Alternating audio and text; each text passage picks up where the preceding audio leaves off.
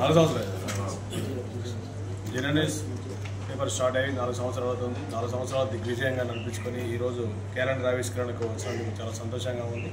నేను ముఖ్యంగా general news పత్రిక యాజమాన్యానికి మరియు ప్రేక్షకులందరికీ నూతన సంవత్సర శుభాకాంక్షలు.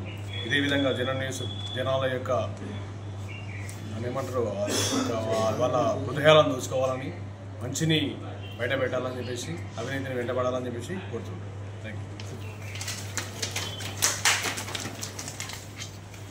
యూ.